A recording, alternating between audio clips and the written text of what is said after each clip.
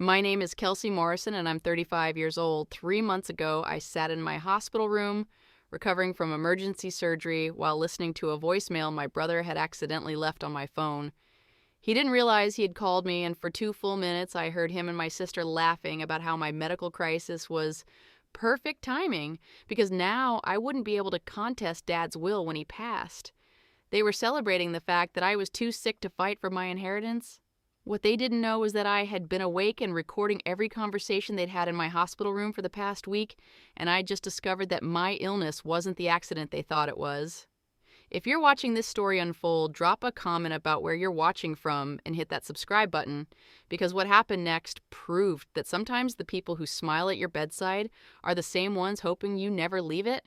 But to understand how I got to that moment, lying in a hospital bed realizing my own siblings had been plotting against me, I need to take you back 18 months and show you how a family that looked perfect from the outside had been rotting from within for years. I grew up in Austin, Texas, as the middle child of three in what most people would consider an upper-middle-class family. My father, Robert Morrison, owned a successful chain of automotive repair shops across central Texas. Over 40 years, he had built Morrison Auto Care from a single garage into 15 locations with annual revenues of around $12 million. My mother, Patricia, had passed away from breast cancer when I was 22, leaving my father to raise 3 adult children who were already well on their way in life. My older brother, Blake, was 38 and worked as a regional sales manager for a medical equipment company. He made good money, around $130,000 a year, but he lived well beyond his means in an expensive house with a wife, Courtney, who had very expensive tastes and no income of her own. My younger sister, Morgan, was 32 and worked in marketing for a tech startup. She made less than Blake, probably around $80,000, but she was single and liked to present herself as more successful than she actually was, constantly posting on social media about luxury vacations and designer purchases that I suspected were mostly financed by credit cards. Then there was me. I had taken a different path than my siblings. After college, I'd become a veterinarian, opening my own small animal practice in Austin. The work was demanding and the hours were long, but I loved what I did. I made a comfortable living, around $150,000 a year after expenses, and I had built a reputation as one of the best vets in the area. But more than that, I had a different relationship with my father than my siblings did. After Mom passed, I had been the one who checked on Dad regularly, who helped him with medical appointments, who spent time with him, not because I wanted something, but because I genuinely cared about him. Blake and Morgan visited Dad mainly when they needed money or wanted something. Blake was constantly asking for loans to cover his lifestyle expenses, promising to pay Dad back but never actually doing it. Morgan would show up with sob stories about credit card debt or car repairs, playing the struggling single woman card to extract money from our father. Dad gave them money because he loved them and wanted to help, but I knew it bothered him that they only seemed to care about him when they needed financial assistance. He mentioned it to me several times over the years. "Your brother called today?" he would say with a sigh. Needed $5,000 for something. I can't even remember what excuse he used this time. "You don't have to keep giving them money," I would reply gently. "They're my children," he would say. What else am I supposed to do? My relationship with Dad was different because I'd never asked him for money. When I opened my veterinary practice, I had taken out business loans and built it myself. When I bought my modest 3-bedroom house, I had saved for the down payment and gotten my own mortgage. I didn't need Dad's financial help, which meant our relationship was based on actual connection rather than transactions. About 2 years ago, Dad's health started to decline. He was 73 and had been dealing with heart problems for several years. His cardiologist had told him he needed to slow down, maybe sell the business and retire, but Dad loved his work and wasn't ready to let go. That's when Dad started talking seriously about estate planning. He had substantial assets, the business, his house worth about $800,000, investment accounts, savings, and life insurance. Altogether, his estate was worth somewhere around $15 million. "I need to get my affairs in order," he told me during one of our weekly dinners. "Make sure everything is set up properly, so you kids don't have to deal with a mess when I'm gone." "Dad, you're going to be around for a long time," I had said, not wanting to think about losing him. "Maybe," he replied, "but I'm not getting any younger, and with my heart issues, I need to be realistic. I've been meeting with my attorney about updating my will." Over the next few months, Dad worked with his estate attorney, Gregory Walsh, to create a comprehensive estate plan. He didn't share all the details with us kids, but he did mention that he was trying to be fair while also taking into account who had actually been there for him over the years. I didn't think much about it at the time. I wasn't focused on Dad's money or inheritance. I was just focused on spending time with him and making sure he was taking care of his health. But Blake and Morgan were very interested in the will. They started visiting Dad more, frequently, suddenly playing the role of attentive children. Blake would stop by with his kids, making a big show of being a devoted son. Morgan would bring Dad meals she claimed to have cooked herself, though I suspected most of them were from restaurants. "It's nice that your brother and sister are visiting more," Dad said to me one evening, though his tone suggested he knew exactly why they were suddenly so attentive. "They're worried about you," I replied diplomatically, though we both knew that wasn't the whole truth. "They're worried about their inheritance," Dad corrected bluntly. "They think if they're around more, I'll give them a bigger share." "What are you planning to do?" I asked. Dad was quiet for a moment. "I'm going to be fair," he said finally. "But fair doesn't always mean equal. You've been the one who's actually cared about me, not my bank account. That should mean something." I felt uncomfortable with this conversation. I didn't want there to be conflict among us siblings over money. "Dad, you should do whatever feels right to you. Don't worry about creating perfect equality if that's not what you want." "That's exactly why you're getting what you're getting," he said cryptically. About 6 months ago, Dad finalized his will. He didn't tell us exactly what was in it, but he did call a family meeting where he explained the basic structure. "I've divided my estate among the three of you," he told us as we sat in his living room. "I've tried to be thoughtful about it based on who's been there for me and who's needed help over the years. Kelsey, you're getting the business in this house. Blake and Morgan, you'll split my investment accounts, savings, and life insurance." I could see Blake and Morgan exchange glances, clearly doing mental math about what their share would be versus mine. "How much is the business worth?" Blake asked immediately, his tone making it clear this was really about dollar amounts. "That's between me and my attorney," Dad replied. "You'll find out when the time comes. The point is, I've made what I believe is a fair distribution." "But why does Kelsey get the business?" Morgan asked, trying to sound curious rather than bitter, but not quite succeeding. "None of us work in automotive repair." "Because Kelsey is the only one who has successfully run a business," Dad replied. "She'll know what to do with it, whether that's continuing to operate it or selling it for maximum value. And she's the one who's actually been here for me without constantly asking for money." The accusation hung in the air. Blake's face reddened, and Morgan looked away. "We've been here for you," Blake said defensively. "You've been here when you needed something," Dad corrected gently. "That's different. And that's fine, you're my children and I love you, but it's factored into how I've divided things." The meeting ended awkwardly, with Blake and Morgan leaving shortly after. I stayed to help Dad clean up. "Do you think I was too harsh?" he asked after they left. "You were honest," I replied. "They might not like hearing it, but it's true." "I worry about them resenting you after I'm gone," Dad said. "The business is probably worth $8 to $9 million. The other assets total around $6 million, so you're getting more, but only because you've never asked me for a penny, while I've given them each over $200,000 in loans over the years that were never repaid." I did some quick mental math. If Dad had given Blake and Morgan each $200,000 over the years, and now they were splitting $6 million in other assets, they would each get about $3 million. I would get the business potentially worth $8 or $9 million, plus the house worth $800,000. So yes, I was getting more, but when you factored in all the money Dad had already given them, it was actually pretty close to equal. "It's your estate," I told him. "You have the right to distribute it however you want, and your reasoning makes sense." But Blake and Morgan clearly didn't see it that way.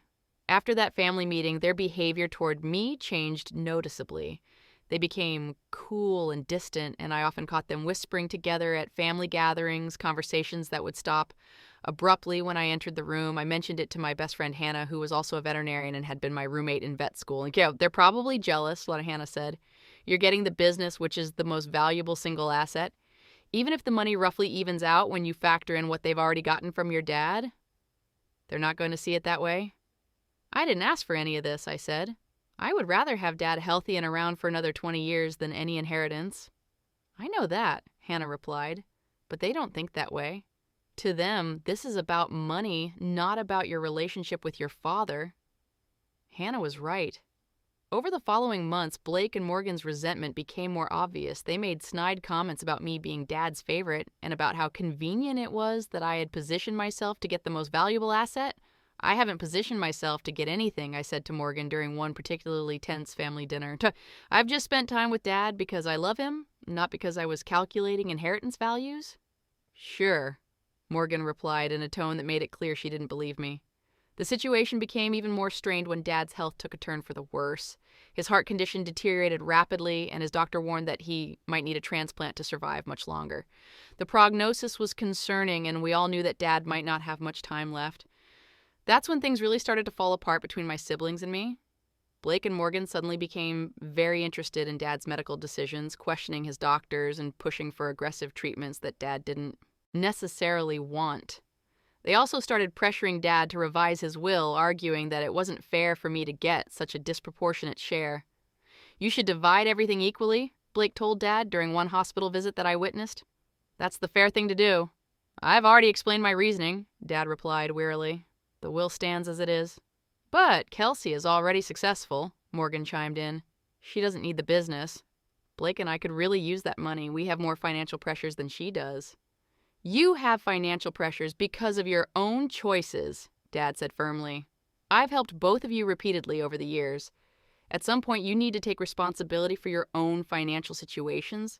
These conversations were painful to witness, and they made me deeply uncomfortable. I told Dad multiple times that I would be fine with whatever he decided, that he shouldn't feel pressured by anyone. "I know you would be fine. He told me, "That's exactly why the will is staying as it is." But the pressure from Blake and Morgan continued, and I could see it was taking a toll on Dad's health and peace of mind.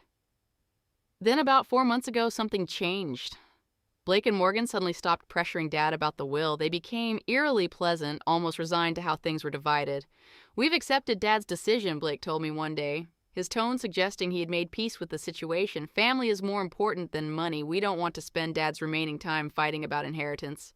I was relieved by this change, hopeful that we could focus on supporting Dad through his health crisis rather than arguing about assets, but I should have known better. I should have questioned why they had given up so easily. I should have paid more attention to the way they would exchange meaningful glances when they thought I wasn't looking, or the way their conversations would stop abruptly when I entered a room.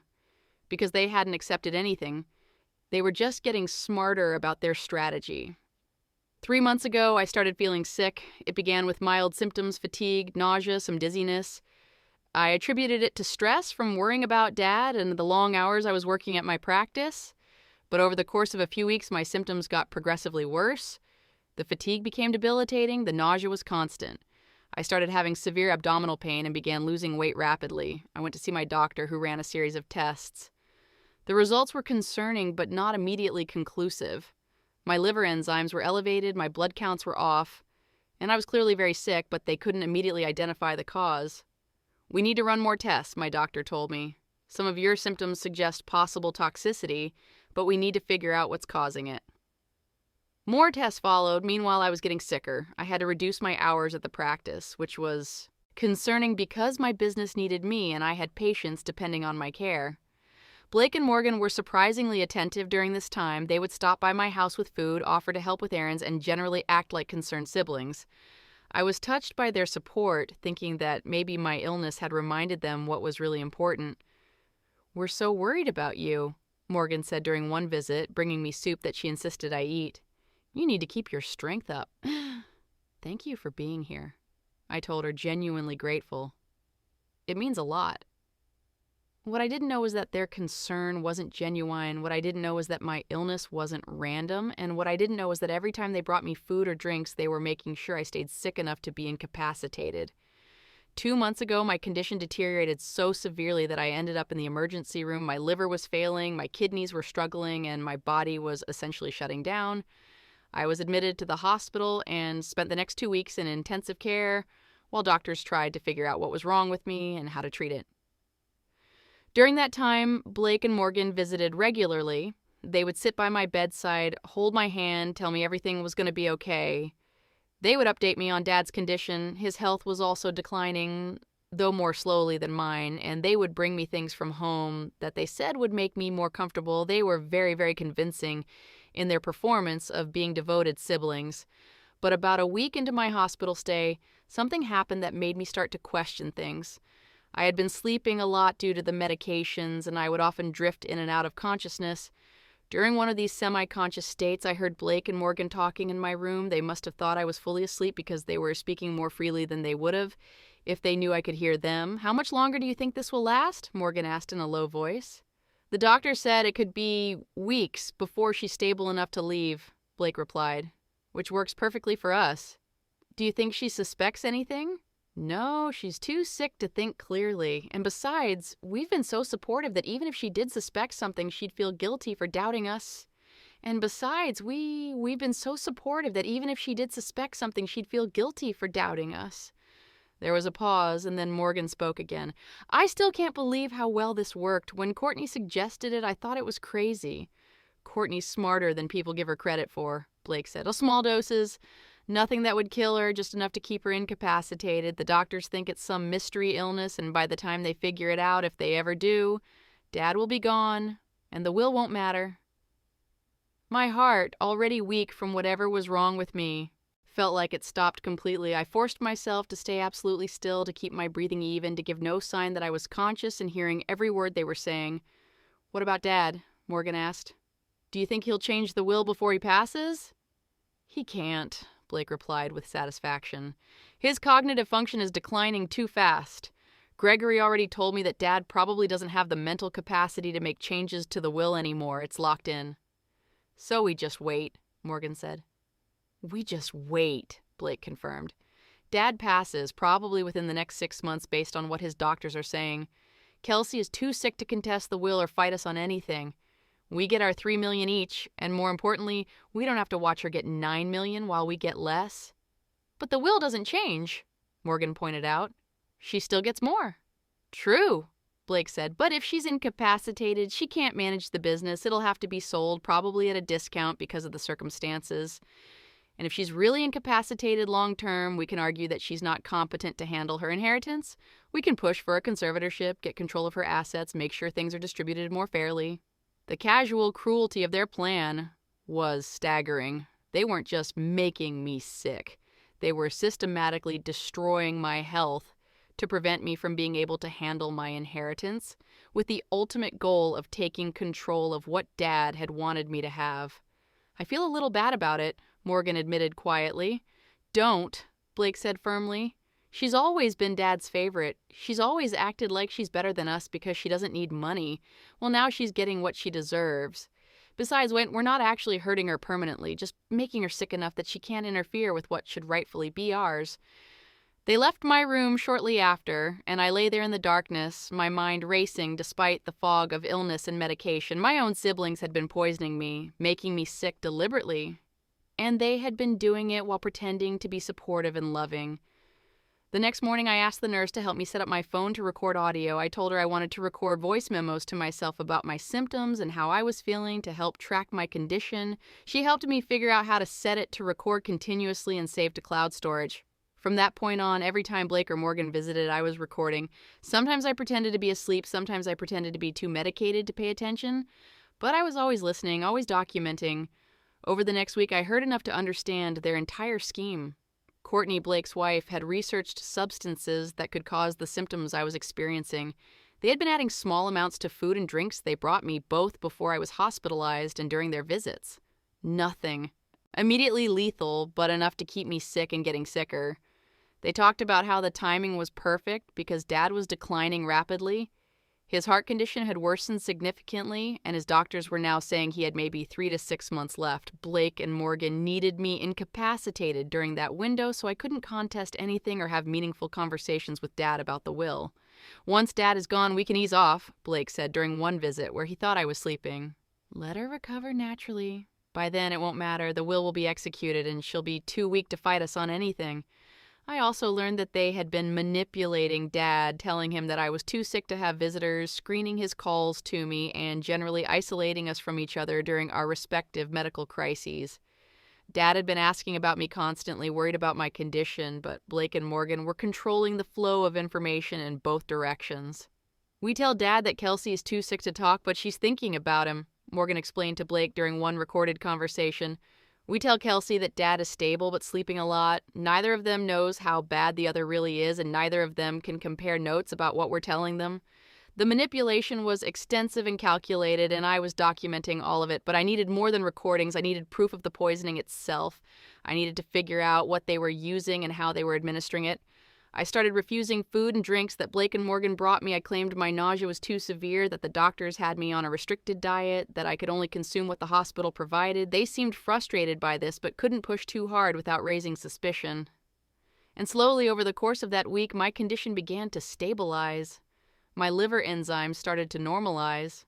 My kidney function improved.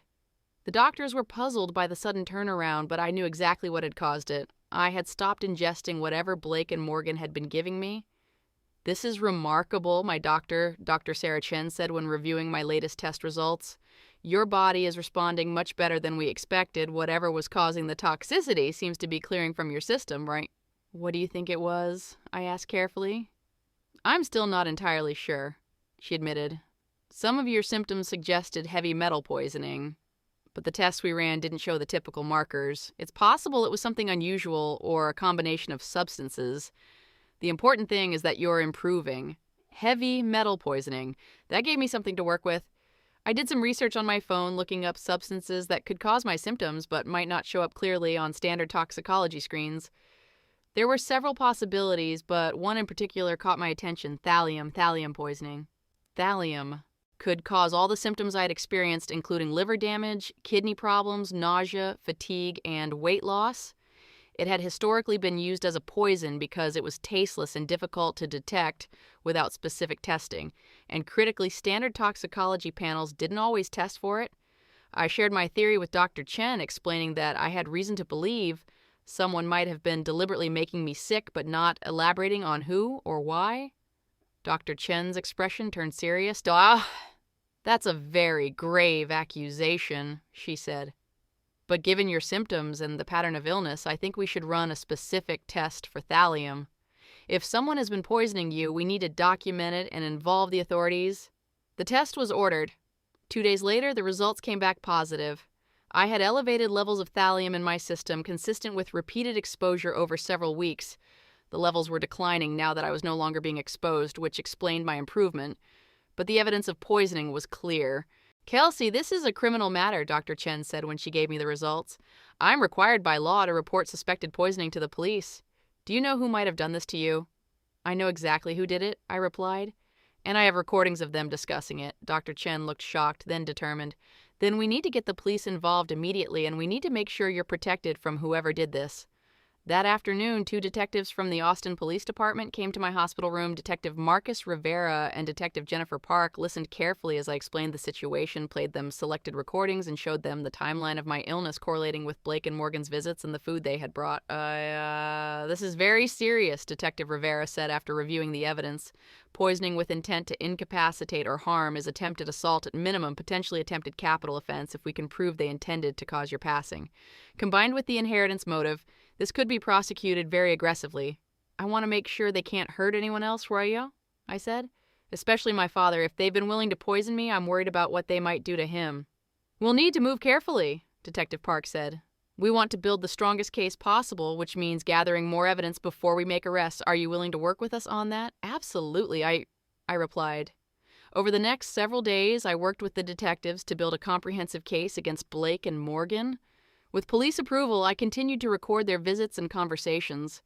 The detectives also obtained warrants to search Blake's house and Morgan's apartment, where they found evidence of thallium acetate that Courtney had ordered online through a chemical supply company, falsely claiming it was for legitimate pest control purposes. They also found detailed notes in Courtney's handwriting about dosing schedules and symptoms to watch for, essentially a poisoning manual. The evidence was damning and extensive. Meanwhile, I had the hospital secretly arrange for me to have a phone call with my father, and it was the first time we had actually spoken in nearly 3 weeks despite being hospitalized in the same city. "Kelsey," Dad's voice was weak but filled with emotion. "I've been so worried about you. Blake and Morgan kept telling me you were too sick to talk." "I know, Dad," I said, tears streaming down my face. "They've been lying to both of us. There's something I need to tell you." I explained everything. The poisoning, the recordings, the scheme to keep me incapacitated so I couldn't contest the will or manage the business. Dad listened in stunned silence. "My own children," he said finally, his voice breaking. "Blake and Morgan did this to you?" "Yes," I confirmed. "And they've been manipulating you two, keeping us apart so we couldn't compare notes or figure out what they were doing." There was a long pause. Then Dad's voice came back. stronger, and filled with cold fury. "Gregory Walsh is my attorney," he said. "I want him at the hospital tomorrow. If I still have the mental capacity to change my will, I'm going to do it. Blake and Morgan will get exactly what they deserve, which is nothing. Dad, you don't have to—" "Yes, I do," he interrupted. "They tried to poison my daughter to steal her inheritance. They kept me from talking to you while you were critically ill. They've been lying and manipulating for months. That is unforgivable." The next day, Gregory Walsh came to the hospital and met with both Dad and me. He assessed Dad's mental capacity and determined that while Dad was physically very ill, his mind was still clear enough to make informed decisions about his estate. "I want to revise my will," Dad told Gregory. "Blake and Morgan are to be completely disinherited. Everything goes to Kelsey with the exception of $50,000 that will go to a scholarship fund in Patricia's name. I want it documented exactly why I'm making this change." Gregory prepared the paperwork, and Dad signed the new will with 2 hospital staff members serving as witnesses. It was legally sound and properly executed. "They did this to themselves," Dad said after signing. "I gave them every advantage, every opportunity. I helped them financially for years.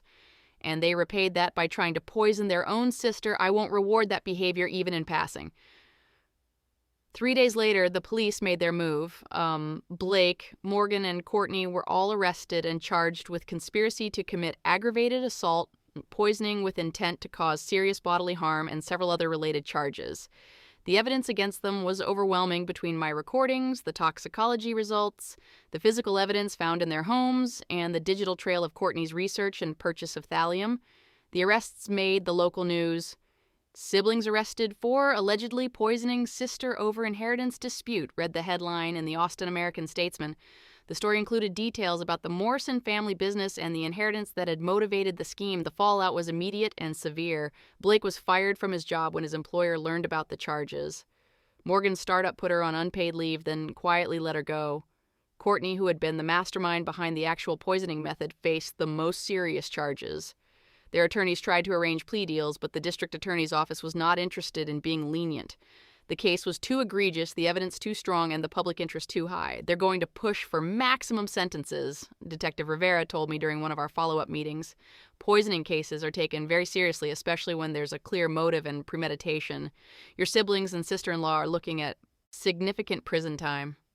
As my health continued to improve and I prepared to leave the hospital, I felt a strange mixture of emotions, relief that I had survived and that the truth had come out, anger at what Blake and Morgan had done, sadness that my family had been destroyed by greed, and grief for my father, who was declining rapidly and whose final months were being spent dealing with the knowledge that 2 of his children had tried to harm the third. I visited Dad every day during my remaining time in the hospital and continued visiting after I was discharged. We didn't talk much about Blake and Morgan. There wasn't much to say. They had made their choices, and now they would live with the consequences. "I'm sorry you have to go through this," Dad said during one visit. "Sorry that your own siblings did this to you. Sorry that my estate planning created the situation that motivated them. None of this is your fault," I told him firmly. "You have the right to distribute your assets however you want. Blake and Morgan chose to respond with violence rather than accepting your decision. That's on them, not you." Dad squeezed my hand weakly. "You're a better person than I deserved," he said. "Your mother would be so proud of who you've become." 2 months after the arrests, while Blake, Morgan, and Courtney were awaiting trial, my father passed away peacefully in his sleep. His heart finally gave out after fighting for so long. I was with him at the end, holding his hand and telling him how much I loved him. The funeral was small and awkward. Blake, Morgan, and Courtney were all out on bail but facing serious charges. They attended the funeral but were not allowed to sit with the family or participate in any meaningful way per the conditions of their bail and restraining orders that had been put in place to protect me. I didn't speak to them. There was nothing to say. They had tried to poison me, had manipulated our dying father, had destroyed our family for money they wouldn't even get now. Any relationship we might have had was gone forever. After the funeral, Gregory Walsh read Dad's revised will. As expected, everything came to me with the exception of the scholarship fund, the business, the house, the investments, the life insurance, all of it. The total value was approximately $14.8 million. Blake and Morgan received nothing except a brief note in the will explaining exactly why they had been disinherited, including specific reference to the poisoning and their arrests. They tried to contest the will, arguing that Dad had not been mentally competent when he made the changes and that I had unduly influenced him. But Gregory had extensive documentation of Dad's mental capacity assessment, and the circumstances of why Dad changed the will were well documented. The contest was quickly dismissed. 6 months after Dad's passing, Blake, Morgan, and Courtney went to trial. I testified about what they had done, played the recordings in court, and watched as the jury heard the full extent of their scheme. The medical experts testified about the thallium poisoning. The detectives presented the physical evidence. The jury deliberated for less than 4 hours before returning guilty verdicts on all major charges. Blake received a sentence of 12 years in prison. Morgan received 10 years. Courtney, as the mastermind who actually obtained and administered the poison, received 15 years. Justice has been served. The prosecutor said after sentencing, these defendants engaged in a calculated, cruel scheme to poison a family member for financial gain.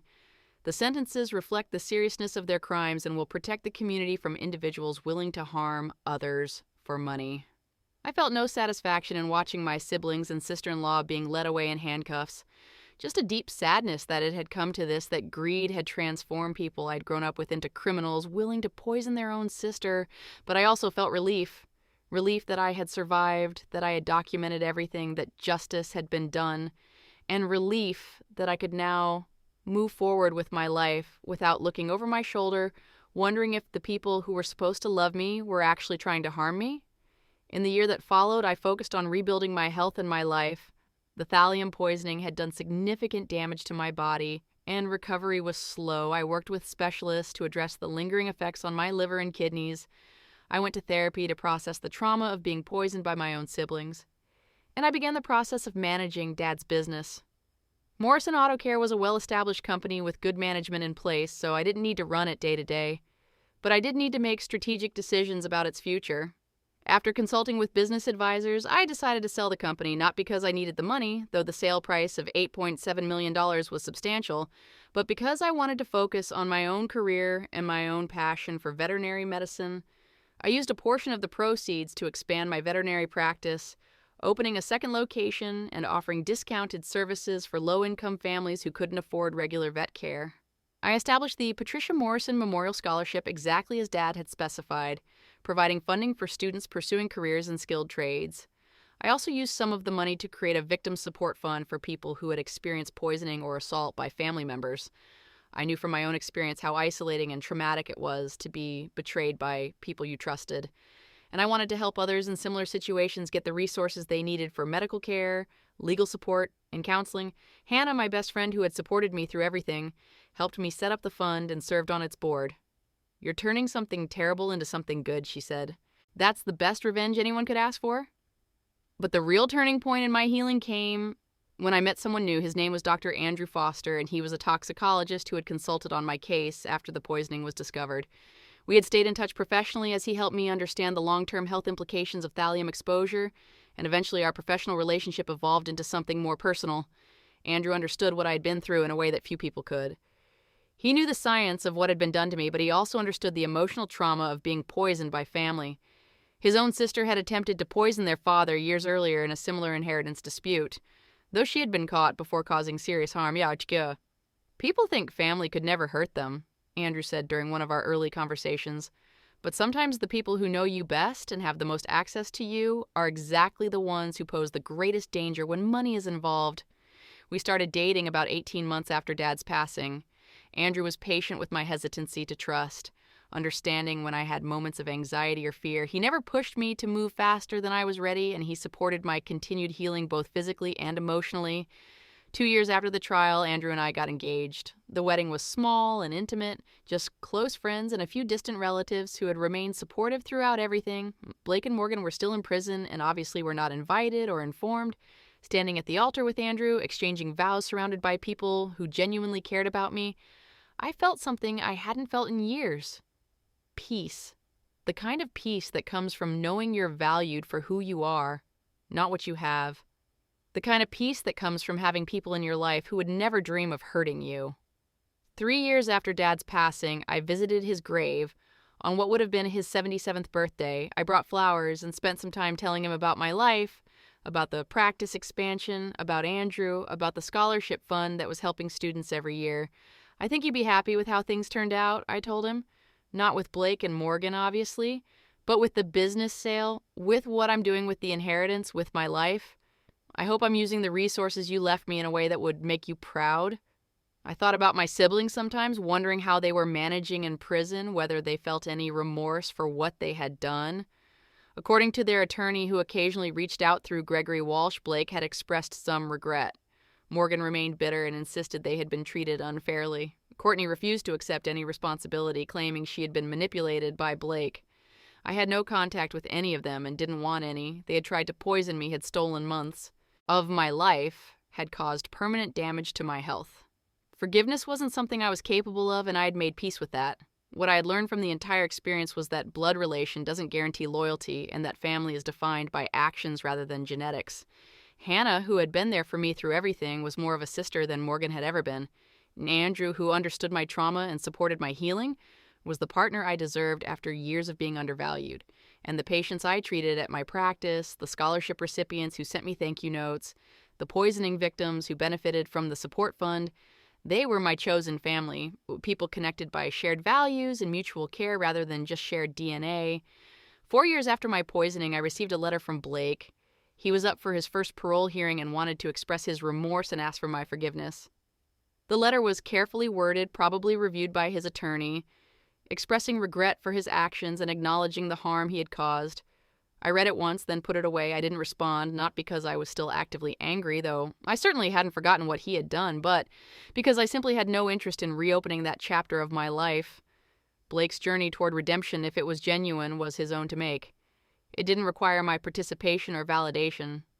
Morgan sent a similar letter 6 months later, though hers was less apologetic and more focused on explaining the financial pressures she'd been under and how desperate she'd felt, as if desperation justified poisoning your sister. I didn't respond to her letter either. Courtney never reached out at all, which was probably for the best. 5 years after Dad's passing, I stood in the new veterinary clinic I had opened, a state-of-the-art facility designed to provide top-quality care while keeping costs affordable for clients who were struggling financially. On the wall was a photo of my father standing in front of his first auto repair shop, a reminder of where the resources to build this clinic had come from. Andrew and I had been married for 3 years at that point, and we had just found out I was pregnant with our first child. The pregnancy was considered high risk because of the long-term effects of the thallium poisoning on my system, but my doctors were optimistic. "Your dad would have loved being a grandfather," Andrew said, looking at the photo. "He would have," I agreed. "And he would have loved knowing that the business he built is still helping people, just in a different way." Hannah, who had become my clinic manager after getting tired of working at a corporate practice, came over to join us. "You know what the best part of this whole story is?" she said. "Blake and Morgan tried to destroy you to get money they thought they deserved. Instead, they got prison sentences and you got everything, not just the inheritance, but a career you love, a partner who adores you, a family of your own. They lost everything by being greedy and you gained everything by being patient and good." She was right.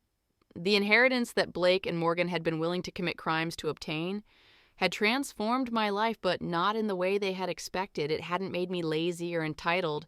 It had given me the freedom to expand my practice, help my community, support causes I cared about, and build a life focused on service rather than status. The money was a tool, not a goal, and because I saw it that way, I was using it to create something meaningful rather than just accumulating wealth for its own sake. 6 years after the trial, I got a call from Detective Rivera. Blake was being released on parole after serving his sentence with good behavior. Morgan would be eligible for parole in another year.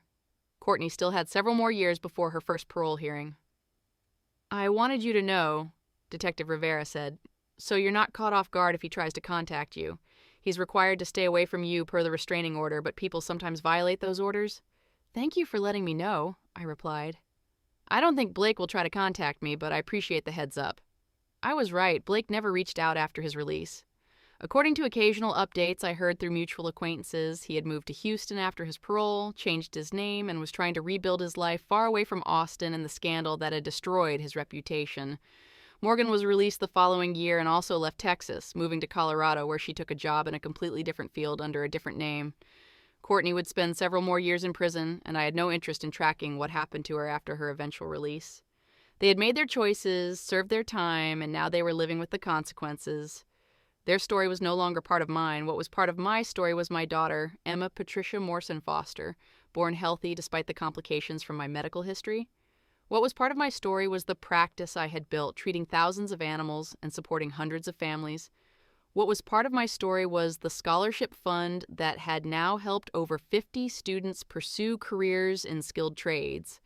What was part of my story was the victims support fund that had assisted dozens of poisoning and assault victims. And what was part of my story was the lesson I learned about the difference between what people think they deserve and what they actually earn through their choices and actions. Blake and Morgan had thought they deserved more of Dad's estate because they had greater financial need, but need alone doesn't entitle you to someone else's assets.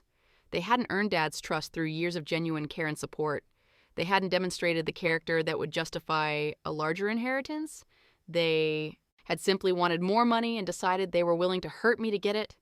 That decision had cost them everything, not just the inheritance they had been so focused on, but their freedom, their reputations, their family relationships, and years of their lives. They had sacrificed all of that for money they never ended up getting. Meanwhile, I had inherited not just Dad's assets, but his values, hard work, integrity, service to others, using resources responsibly.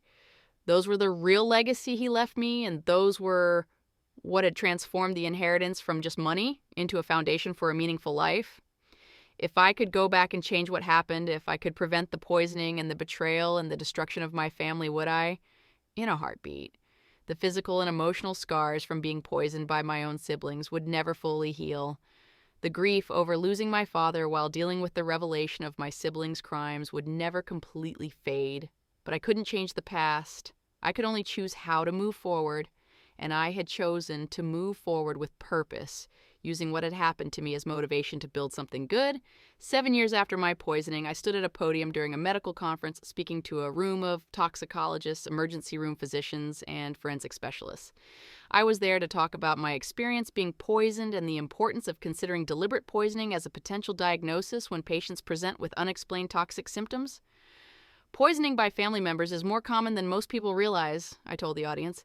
The people who have the most access to your food and drinks, the people you trust not to hurt you, are often the ones who pose the greatest danger when there's a motive like inheritance, insurance money, or domestic conflict. As medical professionals, you need to be alert to the possibility and willing to ask difficult questions when the pattern of illness doesn't make sense. I showed slides of my medical records, the progression of my symptoms, and how the diagnosis of thallium poisoning had been reached.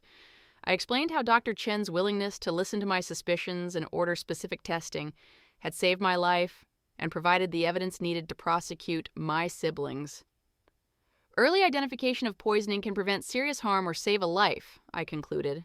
But it requires medical professionals to think beyond the obvious diagnoses and consider the possibility that someone might be deliberately causing their patient's illness. Trust your instincts, listen to your patients, and never assume that family members are automatically safe. The presentation was well received, and several physicians approached me afterward to share similar cases they had encountered or suspected. I left the conference feeling like I had turned my trauma into something educational and potentially life-saving for others. That night, I called Andrew from my hotel room. "How did the presentation go?" he asked. "Really well," I told him. "It's strange talking about being poisoned in front of a room full of doctors, but if it helps them identify even one case earlier, it's worth the discomfort of reliving it." "I'm proud of you," Andrew said. "You've taken something terrible and used it to help other people. That takes strength." "I learned from the best," I replied, thinking of my father and the way he had built his business through decades of hard work and integrity. 8 years after my father's passing, I received an unexpected letter. It was from a lawyer representing the estate of my aunt, my father's sister Eleanor, who had passed away at age 81. I hadn't been particularly close to Eleanor, who had lived in Florida and whom I saw maybe once every few years at family gatherings. The letter informed me that Eleanor had left me a bequest in her will, including a handwritten note that the attorney was instructed to share with me upon her passing. The note read, "Dear Kelsey, by the time you read this, I'll be gone. I want you to know that I followed everything that happened with Blake and Morgan. What they did to you was unforgivable, and I was so proud of how you handled it with dignity and strength. Your father loved you so much and was so proud of who you became. He called me shortly before he passed and told me about changing his will, about your recovery, about how you were the only one of his children who had truly understood what it meant to care about someone for who they are rather than what they have. I'm leaving you my collection of your mother's jewelry that Patricia gave me for safekeeping over the years. I know she would want you to have it. Use it, wear it, and remember that you come from a line of strong women who knew their worth. With love, Aunt Eleanor. The bequest included several pieces of my mother's jewelry that I hadn't even known existed, a pearl necklace that Mom had worn on her wedding day, a sapphire ring that had been a gift from my father on their 20th anniversary, a simple gold bracelet that Mom had worn every day. I sat in my living room holding these pieces of my mother's history, and for the first time in years, I cried.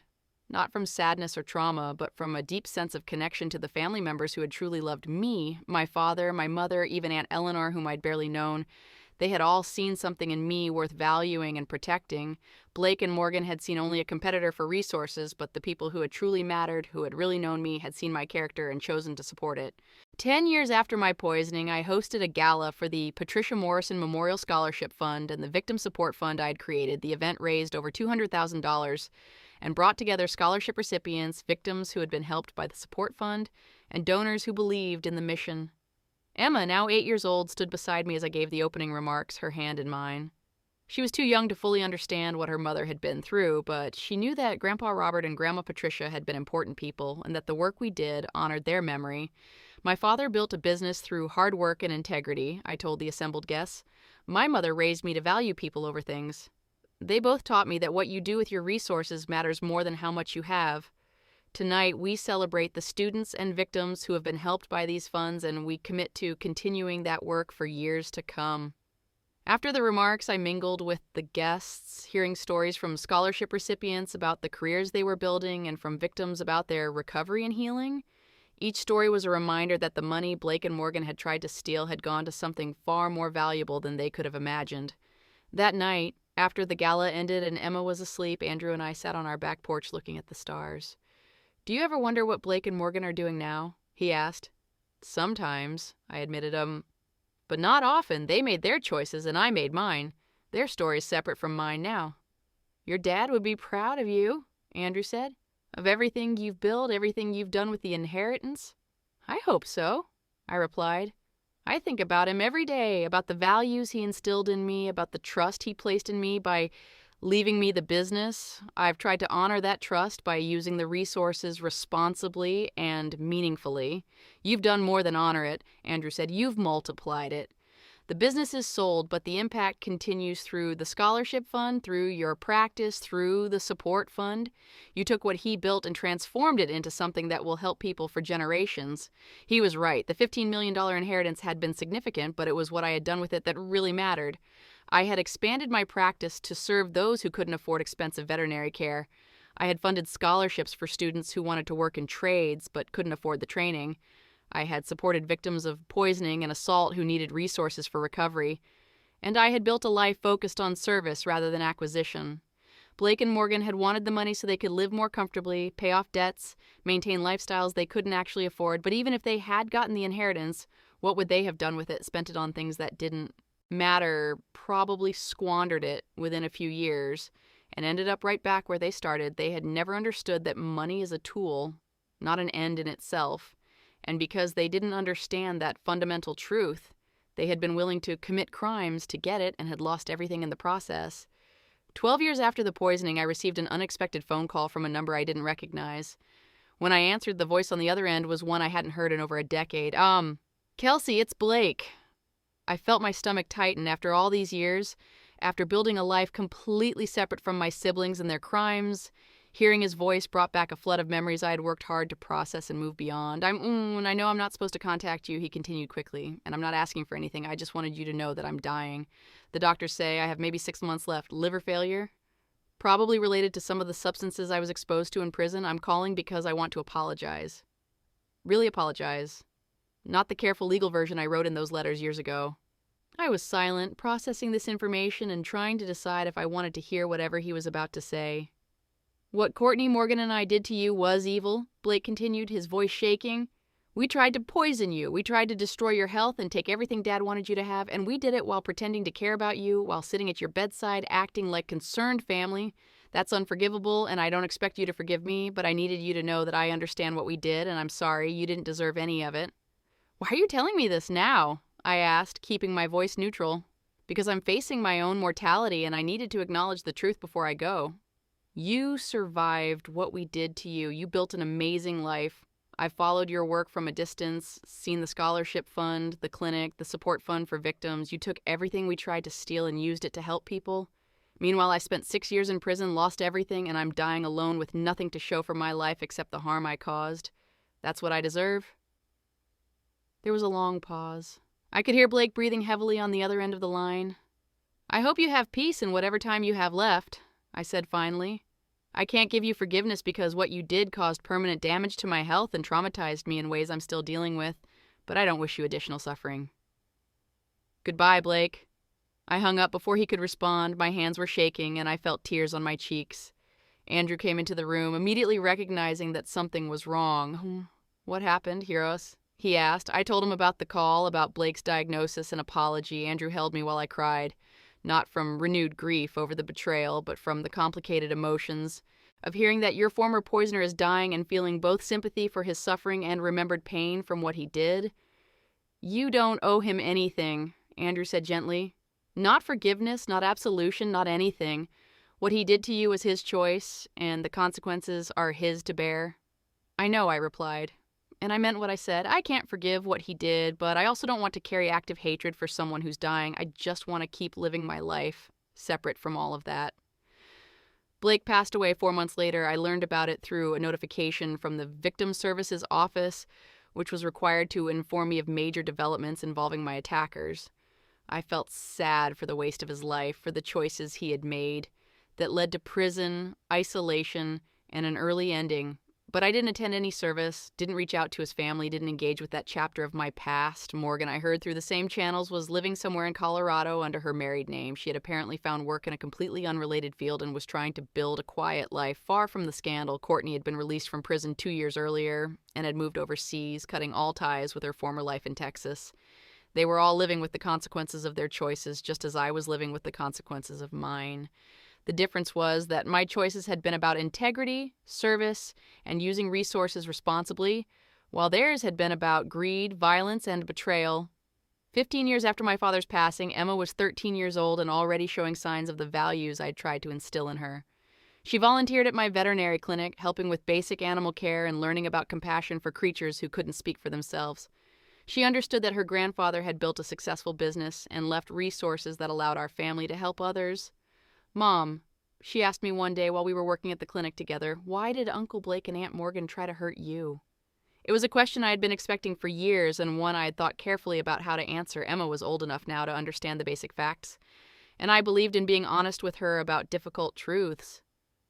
"They were very focused on money," I explained. "Grandpa Robert had decided to leave me more of his business and assets because I'd been there for him without asking for anything. While they had repeatedly asked him for money, they thought that was unfair, and instead of accepting his decision, they tried to make me too sick to receive my inheritance." "But that's awful," Emma said, her young face showing genuine distress at the idea. "It is awful," I agreed. And they went to prison for it because poisoning someone is a very serious crime, but here's the important lesson. They were so focused on getting money that they forgot about everything else that matters. Family, integrity, using your life to help others. They wanted money to make their lives more comfortable, but they were willing to hurt someone to get it. That kind of thinking destroyed them. "What happened to the money?" Emma asked. "Grandpa left it to me, and I've tried to use it the way he would have wanted, to help people, to support causes that matter, to build something meaningful. The scholarship fund, this clinic where we provide affordable care, the support fund for victims, those all came from Grandpa's business. He built something that continues to help people even though he's been gone for 15 years. Emma was quiet for a moment, processing this. "I'm glad you got the money instead of them," she said finally. "They would have just wasted it. You're using it to help animals and people." "That's exactly right," I replied, pulling her into a hug. "Money is a tool. What matters is what you build with it." 17 years after the poisoning, I was invited to speak at a national conference on inheritance disputes and family conflict. My case had become somewhat famous in legal and medical circles as an example of how far some people would go when they felt entitled to money they weren't receiving. I stood before an audience of attorneys, judges, estate planners, and financial advisors and told them my story, not for sympathy, but as a cautionary tale and an educational opportunity. Inheritance disputes can bring out the worst in families, I told the audience. When people feel entitled to money, when they believe they deserve more than they're getting, some will resort to extreme measures. My siblings chose to poison me rather than accept my father's decision about how to distribute his estate. That's an extreme case, but the underlying dynamic is common. People equate financial inheritance with love, validation, or fairness, and when they don't get what they think they deserve, they react with anger and sometimes violence. I walked them through the warning signs that had been present in my case: the escalating resentment, the sudden change in behavior when they stopped openly complaining and became eerily pleasant, the isolation tactics that prevented my father and me from communicating freely, the opportunity they had to bring me food and drinks without supervision. As professionals working with families in a state, I concluded, you have a responsibility to watch for these warning signs. When you see intense conflict over inheritance, when you notice one family member being isolated or controlled, when you hear threats or expressions of extreme resentment, take them seriously, document them, consider warning the potential victims. These situations can escalate quickly from arguments to actual harm. After the presentation, several attorneys approached me to discuss cases they had handled where similar dynamics were present.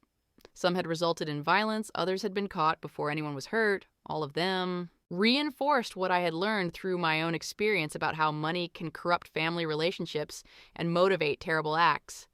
20 years after my poisoning, I celebrated my 55th birthday, surrounded by the family I had built and the life I'd created. Andrew and I had been married for over 20 years.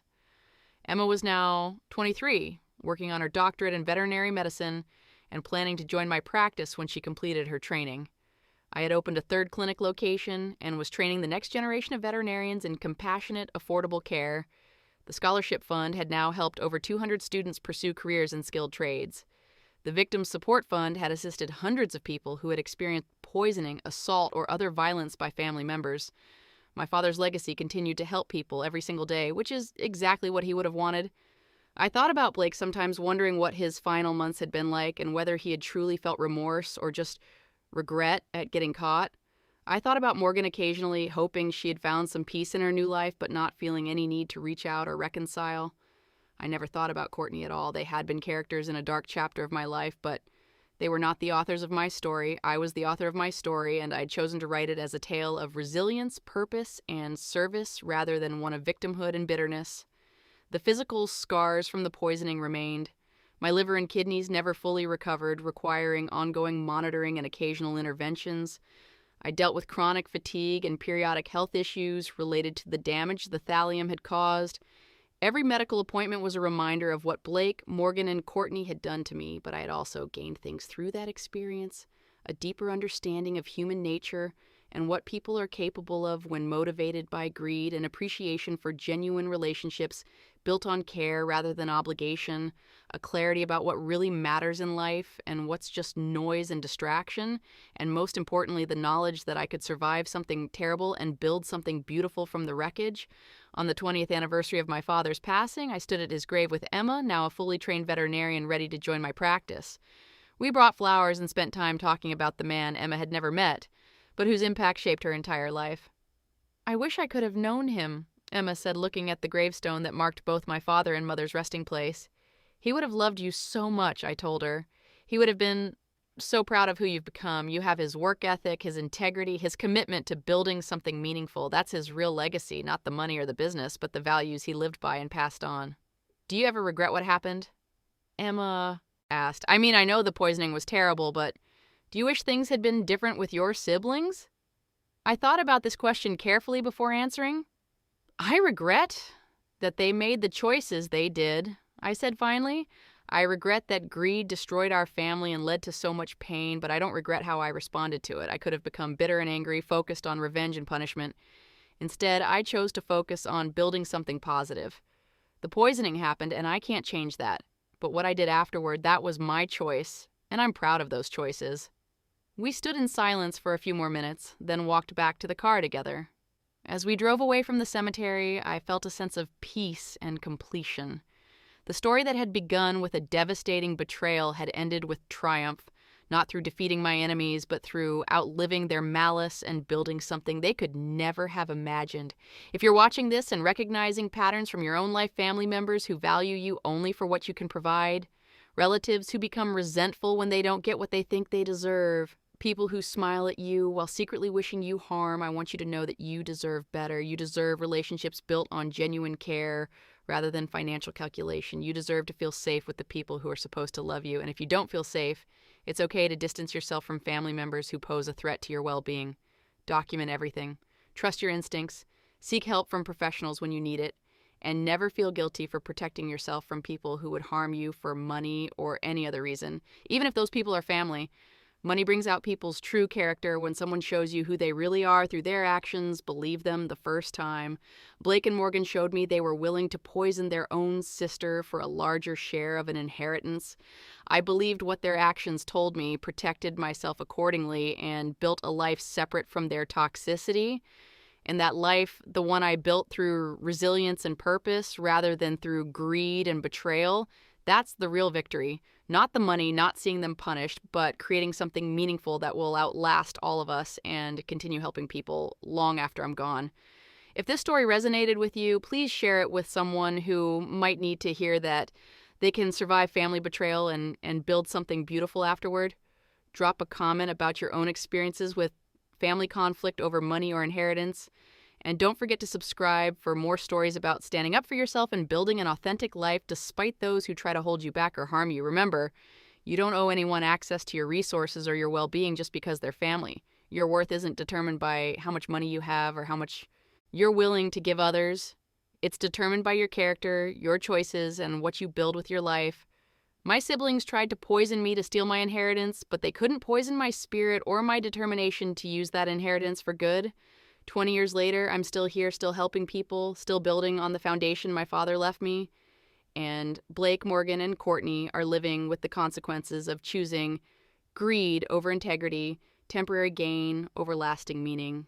That's the real lesson of this story. The best revenge against people who try to destroy you isn't destroying them back.